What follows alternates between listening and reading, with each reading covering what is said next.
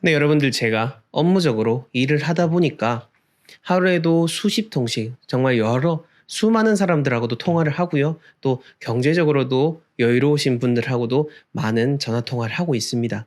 그런데요 말이죠. 소위 말해서 그 부자라는 분들은 이 전화 통화 예절이 뭔가는 달랐다라는 점입니다. 그렇다면 우리도 한번 따라 해봐야겠죠?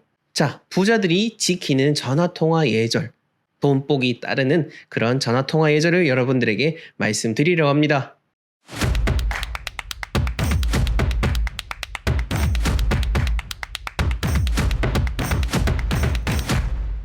네, 풍수로 세상을 바라보는 풍수 큐레이터 멋지동입니다.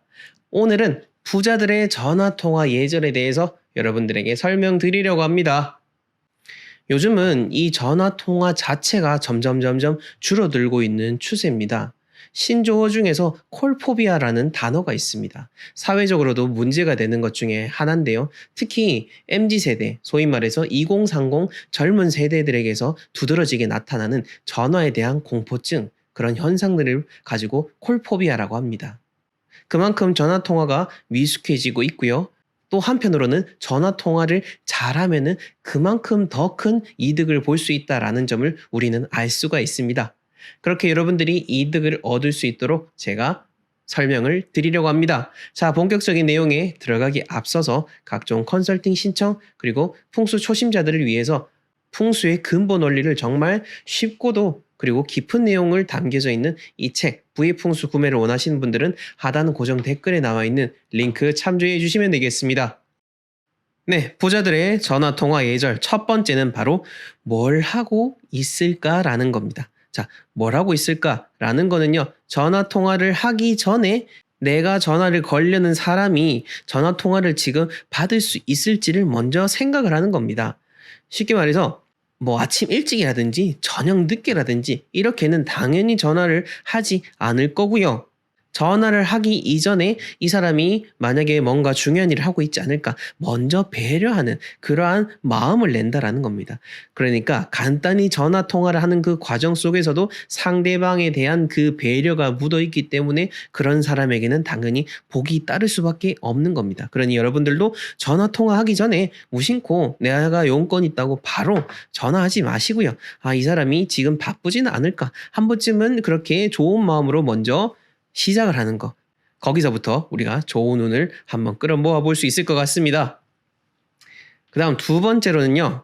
요즘은 아까 제가 말씀드렸듯이 전화하는 게 점점 이제 사회적으로도 어색해지고 문자를 먼저 하는 추세로 변해가고 있습니다. 왜냐면은 통화 자체가 어떤 불편함이라고 하는 사회적인 공감대가 조금씩 형성되어 가고 있다라는 거죠. 뭐 이게 맞다 아니다라고는 뭐 말씀드리기는 어렵습니다. 많은 사회적인 추세가 그런 것 같습니다. 그러다 보니 예의를 차리시는 분들은 또 그리고 문자를 먼저 주시기도 합니다. 지금 뭐 통화가 가능하십니까? 저는 누군데 어떤 용건 때문에 그런데 언제쯤 통화가 되겠습니까? 라고 정말 정중하게 이렇게 문자를 주시는 경우가 대부분입니다.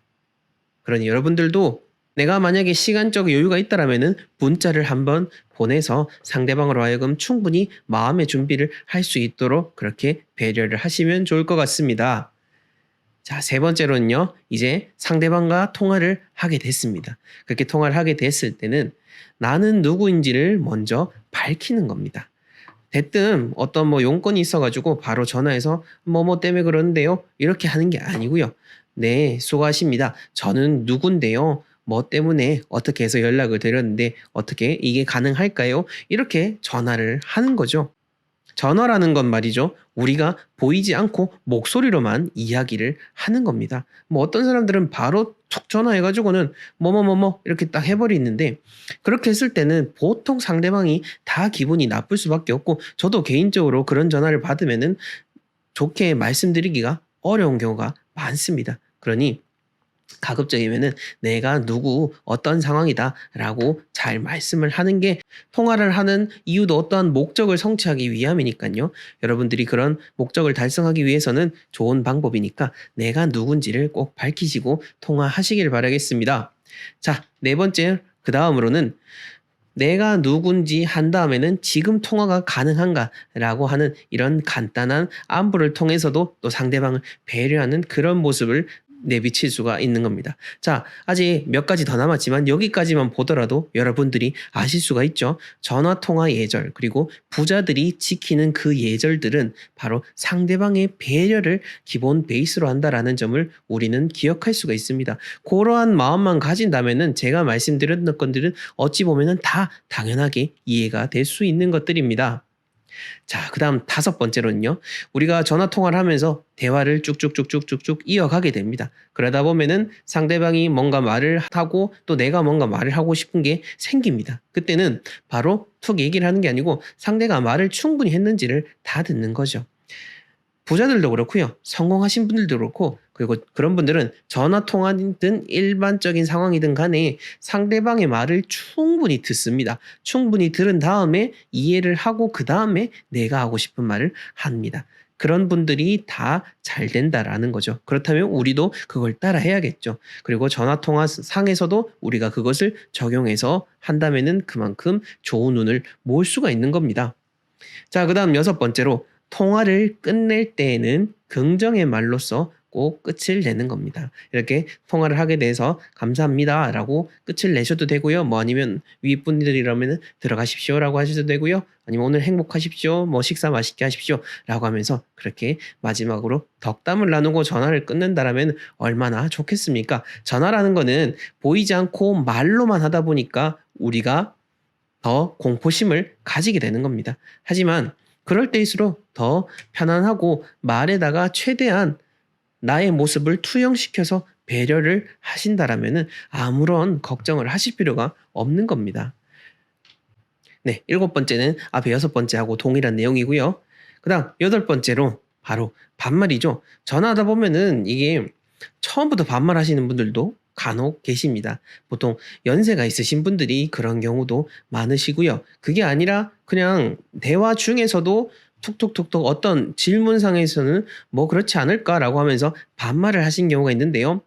근데요, 보시면 아시겠지만은 사회적으로 진정 성공하셨고 인격적으로 갖추신 분들은 절대 밖에서도 어떤 뭐 서비스를 받는 입장이라 하더라도 절대 반말하지 않습니다. 가장 우리가 비건한 예를 드는 게 식당이죠. 식당 같은 데 가가지고도 종업원들을 대하는 모습을 보면은 그 사람의 격을 알 수가 있는 겁니다. 그것과 동일하게 전화상에서는 그렇게 중간중간 나오는 반말이라는 거, 요게 바로 여러분들의 인격을 드러낸다라는 거 잘 기억하셨다가 내가 혹시나 말을 조금씩 줄이는 그런 습관이 있다라고 한다면은 그 점을 고치신다면은 더욱더 상대를 기분 좋게 하고 여러분들에게 더 좋은 기운이 돌아온다는 거 기억하시면 좋을 것 같습니다. 네, 오늘 이렇게 전화통화 예절에 대해서 말씀을 드렸습니다. 앞에서도 서두에서도 얘기했지만은 우리가 전화통화 하는 게 점점 더 어색해지고 텍스트로, 그러니까 비대면으로 하는 게 점점 늘고 있습니다. 통화도 얼굴은 보진 않지만은 우리가 그래도 실시간으로 얘기를 나누고 하지 않습니까? 이처럼 서로 교감한다라는 측면에서는 어찌 보면은 저는 전화통화가 더 좋지 않나라는 생각이 들고요. 주변에 내 마음을 전하고 싶은 사람이 있다면은 카톡으로 보내는 것도 좋지만은 그냥 불현듯 생각이 나서 전화했다라는 식으로 해서 전화 한 통 하시는 것도 더 상대방을 위해서 큰 선물이 될 수 있으니까요. 오늘 한번 요 영상 보시고 전화 통화 한번 해보시면 어떨까라는 생각이 듭니다. 네, 오늘 영상 여기까지고요. 여러분들이 봐주신 이 소중한 시간으로 통해서 들어오는 조회수 수익은 어려운 사람들을 위해 나누고 있다는 점을 말씀드리면서 영상 마무리하도록 하겠습니다. 시청해 주셔서 감사합니다.